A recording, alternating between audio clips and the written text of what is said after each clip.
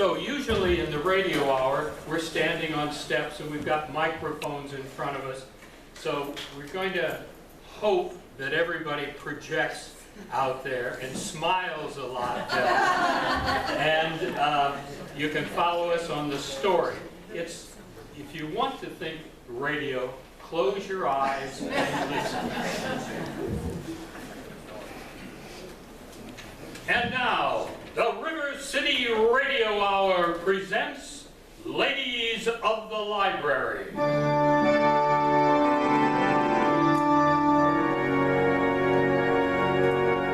It is 5 a.m. at the Ryan household.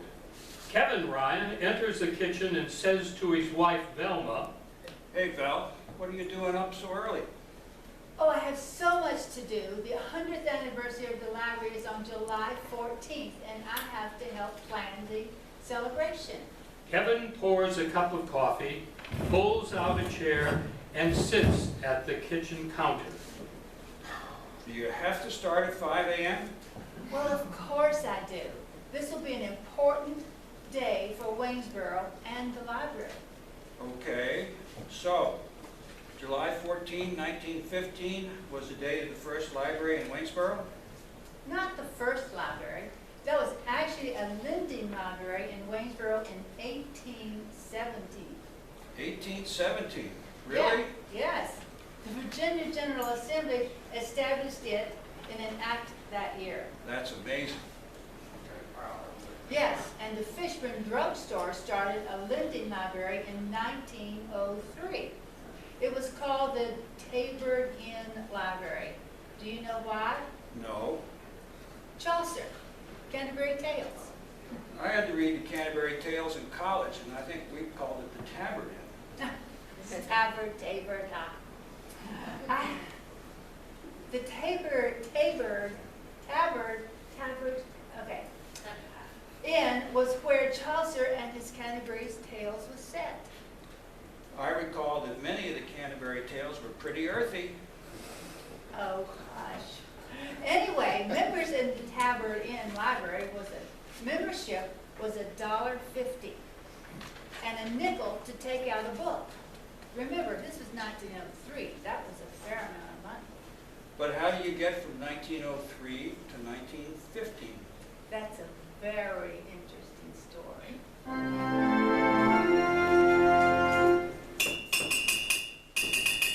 Ladies, I asked you to tea for a reason.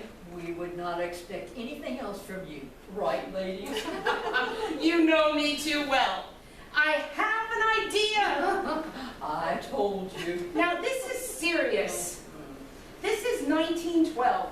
Waynesboro is a town of 1,400 people. We need a public library, not just one that costs money to join and money to take out a book, but for everyone. Think of the families with children who cannot afford those costs. I think it is our Christian duty to start a public library for Waynesboro.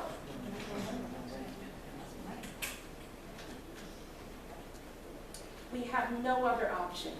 We have an obligation to fill that need.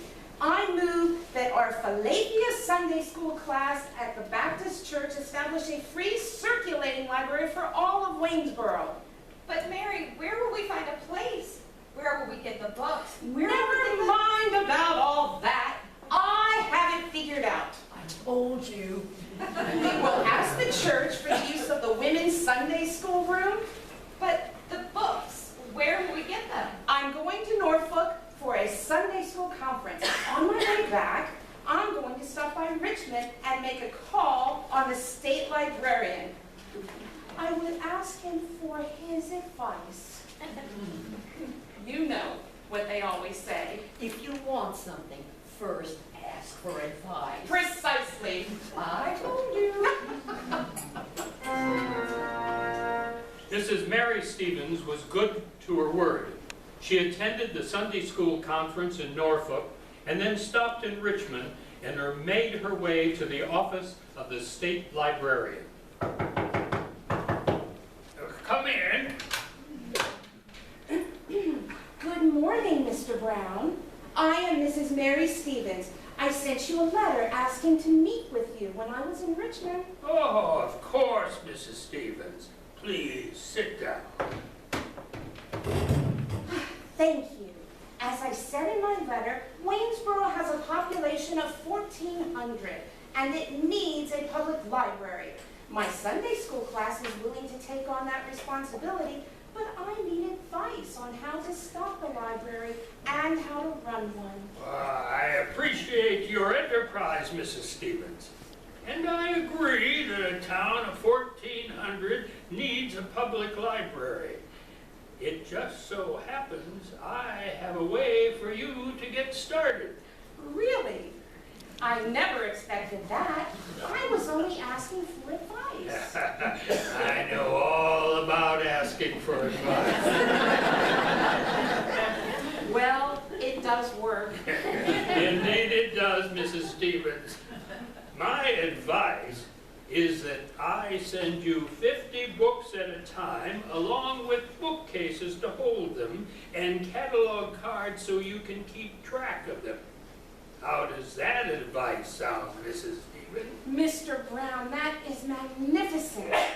It is even more than I thought my inquiry for advice would gain for Waynesboro. Thank you. I will send you your first shipment next week. Get your ladies together and prepare the room. Mrs. Stevens and her ladies opened the public library at the Baptist Church on September 7th, 1912. Volunteers staffed the library on Wednesdays and Saturdays from 3 to 7. And it was a success? Absolutely. In its first month, it had a circulation of 321 books. Within months, donations had expanded the holding to 750 volumes. Mrs. Stevens convinced the church to allow her to move the library to a larger men's Sunday school room, and she persuaded the men to build more shelves. That Mrs. Stevens must have been a formidable woman. She was, and there's nothing wrong with formidable women, Kevin. All I'm saying, Val, is that she reminds me of you. I don't know about that. But I do know the library's success is more than the Church of the Volunteers could handle. Ladies, I've called you together to consider our library. The project is just too big for the Baptist Church. Yes, we cannot just keep expanding. We're going to have to move or... I have an idea. I was sure you would, Mary. We need a suitable place, and we need a librarian. But that will require funds, Mary. Of course it will. So we will have to consider the city council to sponsor the establishment of a city public library. How will we do that? We will have to appear at the next city council meeting and demand, oh no, I meant to say, ask Mayor Glass and the city council to pass an ordinance for a public library. But what about funds? That group of men will never agree to put up the money. We will raise it. I have planned a delightful lawn party on the Fishburne campus. The electric light company has promised to put up lights, and the Basic City Band will play. I have arranged for the Campfire Girls to erect a wigwam and sell candy. We will all make the refreshments and charge the guests. Then we will donate the money to the library fund. It sounds as if you have this all figured out. Well, I asked Mayor Glass for his advice, and he agreed. I mean, he came up with my plan, his plan. Mary, you are a marvel. So that's how the public library started? Yes, Mayor Glass appointed a library board of directors. And in January 1913, only 4 months after Mary Stevens' project at the Baptist Church began, the Waynesboro Public Library moved its growing collection to an empty building on Wayne Avenue and hired Mrs. Virginia Leftwich as its librarian. But I'm interested in the timing. How do you go from the establishment of a city library on South Wayne in 1913 to the opening of a new building in 1915? Kevin, have you heard about Andrew Carnegie? Sure, he was a very rich industrialist. Yes, and Waynesboro got some of his money.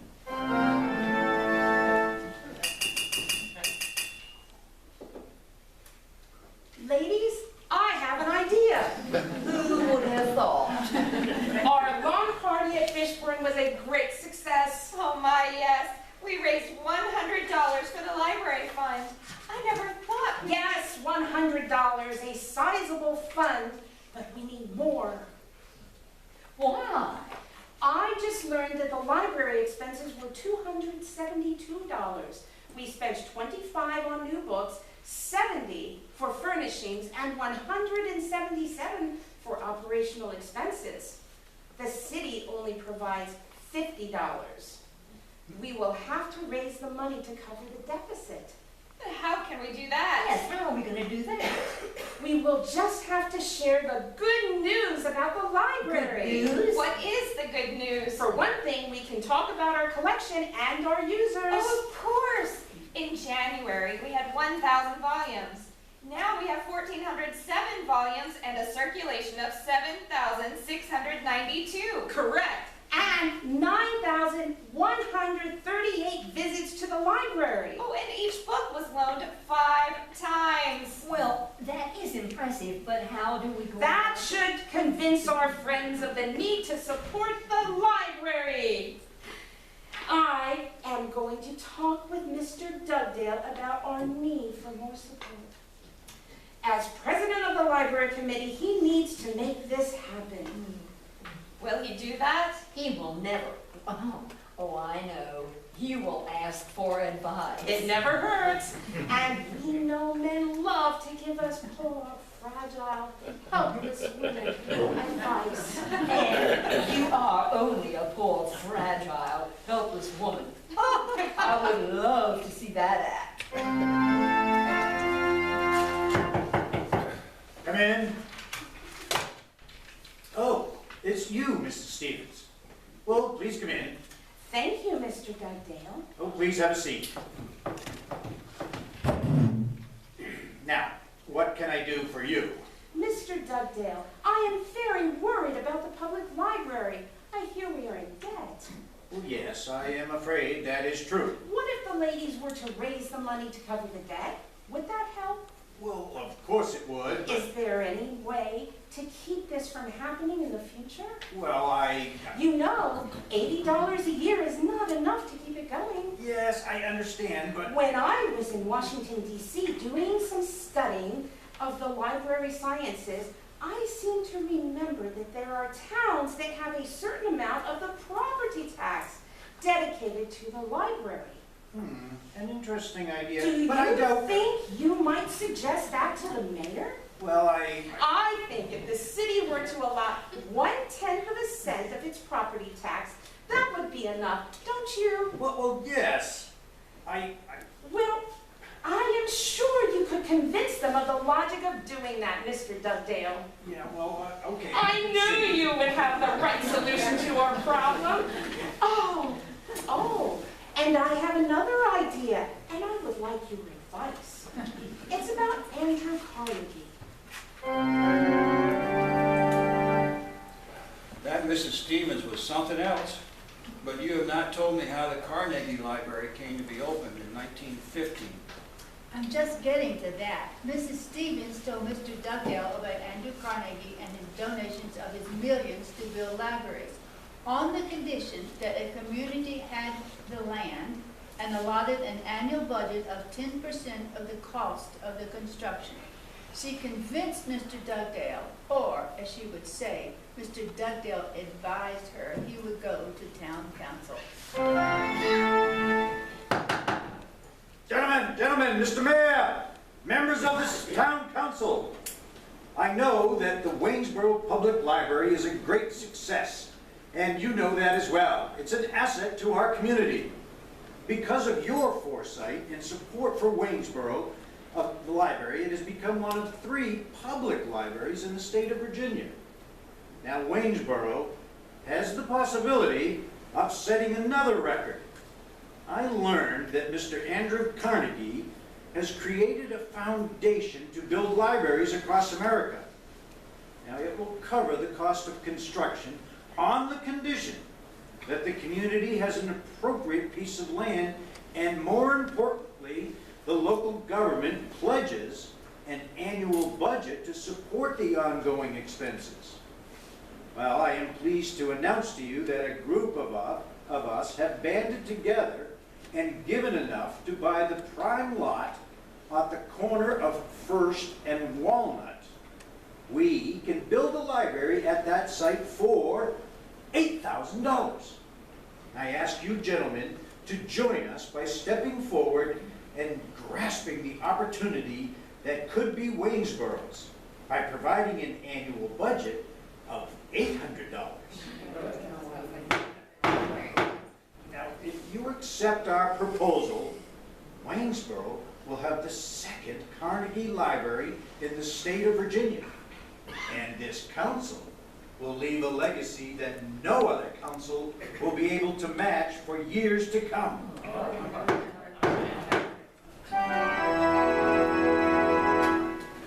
So, council agreed? Yes, but not without some healthy lobbying and letters to the editor by Mrs. Stevens and her friends. Ultimately, the council agreed to $800 annually beginning in 1915. The total town budget was only $20,000. Now that was remarkable. How about the land? A group of citizens, including Mr. Dugdale, Mrs. Wright's husband, and of course Mrs. Stevens, bought a lot in February 1914 at the corner of Walnut and what was First Street at the time. Or what about the Carnegie grant? Was that an easy deal? Oh my, no. 10 Virginia cities applied for the money. Only 3 were approved. 2 grants went to Norfolk and 1 to Waynesboro. It was $8,000 for the construction only. And when was that, Bill? The Carnegie Foundation awarded the grant in a letter dated April 16, 1914. Did the building start then? First, an architect had to be selected and plans submitted to the Carnegie Foundation. Who did they select? The library committee reviewed a number of proposals and selected T.J. Collins and Sons of Stanton. The plans of what was described as a most attractive and convenient building were sent to the foundation. Mayor Withrow announced the grant on January 26, 1915. Boy, if the library opened in July 1915, that was pretty fast. I'm not sure the building actually opened in July, but the city held a ceremony on July 15th. The Ministers Association was in charge of the program. That may be the reason the ceremony lasted 3.5 hours. It was said of the orator Cicero that Rome was fortunate to have existed in his consul. Waynesboro, unfortunately, is having to accept a library during my administration, since I am not a public speaker. Waynesboro, at an earlier period, made an honest effort towards uplifting the community. Such men as the Wendells, the Masseys, Fishburns, and others whom I might mention distributed literature and inculcated a love of reading, which left an impression still felt in our day, as evidenced by men who have gone on with lives of influence and usefulness. Waynesboro is justly proud of her library and proud of the citizens who made possible the ownership of this beautiful building. The original idea was evolved by the late William Dugdale, the first president of the library board. He worked faithfully for its achievement and gave generously of his time and energy for its planning and construction. It is a satisfaction to know that he lived to see the building under roof. Mention must also be made of the untiring efforts of Mrs. Mary Stevens in behalf of the library. She first established the library on a substantial basis starting in 1900 and growing it to have the largest circulation of any library in a town, up to 8,000, according to the Massachusetts Library Association.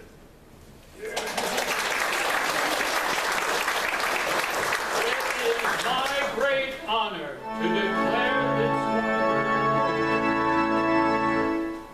So tell me, did Mrs. Stevens speak that day? No, the honors were all done by men, a sign of the times. Too bad. But I did find something that Mrs. Stevens wrote about the opening in her diary. Let's see, she said, Thus ended the second chapter of the actual beginnings and organization of the Waynesboro Public Library.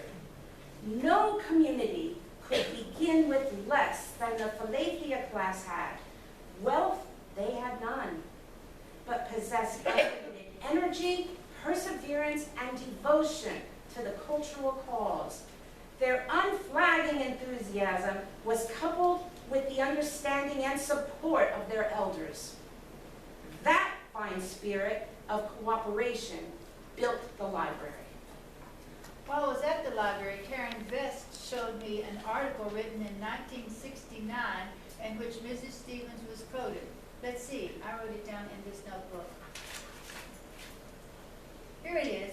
Mrs. Stevens sent a letter in 1969 when she was in her 90s to the library committee, congratulating them on the large library that replaced the Carnegie building.